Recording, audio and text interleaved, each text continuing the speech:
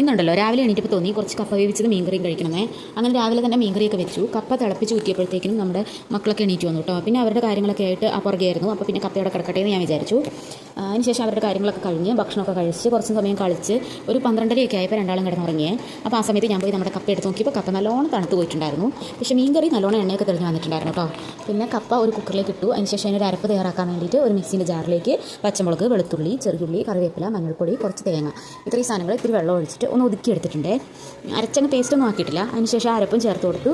അതേ മിക്സിൻ്റെ ജാറിലേക്ക് ഈ കപ്പയ്ക്ക് ആവശ്യത്തിനുള്ള ഉപ്പും ഇട്ട് കുറച്ച് വെള്ളം ഒഴിച്ചിട്ട് മൂടി വെച്ച് വേവിക്കുന്നുണ്ട് കേട്ടോ. ഞാൻ കുക്കറിലാണ് എപ്പോഴും കപ്പ വേവിക്കാറ്. കപ്പയാണെങ്കിലും ചക്കയാണെങ്കിലും ഒക്കെ ഞാൻ കുക്കറിലാണ് വേവിക്കാറ്. എളുപ്പം വെന്ത് കിട്ടും. മുമ്പേ ഞാൻ അങ്ങനെ ചെയ്യുമായിരുന്നു. നമുക്ക് സമയം ലാഭിക്കാം. പിന്നെ ഇപ്പോൾ ഗ്യാസിനൊക്കെ കിട്ടാൻ പാടല്ലേ, അതുകൊണ്ട് ഒരുപാട് ഗ്യാസും വേസ്റ്റ് ആവില്ല കേട്ടോ. അത്രയും ആയപ്പോഴേക്കും അത് അടുപ്പത്ത് വെച്ചപ്പോഴത്തേക്കും തന്നെ നമ്മുടെ കുട്ടു വേണ്ടിയിട്ട് പിന്നെ അവനെ എടുത്തൊന്ന് കോംപ്രമൈസൊക്കെ ആക്കി അവന് ഇത്തിരി പാലൊക്കെ കൊടുത്ത് മുഖമൊക്കെ ഒന്ന് കഴുകി കൊടുത്ത് വന്നപ്പോഴത്തേക്കും കപ്പ വെന്ത് റെഡി ആയിട്ടുണ്ടായിരുന്നു. ഞാൻ നോക്കിയപ്പോൾ അടിയിൽ വെള്ളമൊക്കെ നല്ലോണം വറ്റി വെന്ത് വന്നിട്ടുണ്ടായിരുന്നു കേട്ടോ. പിന്നെ ഞാനത് നല്ലോണം കൂട്ടി കുഴച്ചെടുത്തു. അരപ്പും കപ്പയും കൂടിയിട്ട് നന്നായി മിക്സാക്കി എടുത്തു. ഇങ്ങനെ കുഴയ്ക്കുന്ന സമയത്ത് ഞാനൊരു 1/2 സ്പൂൺ വെളിച്ചെണ്ണയും കൂടെ ഒഴിച്ചു കൊടുക്കുവേ.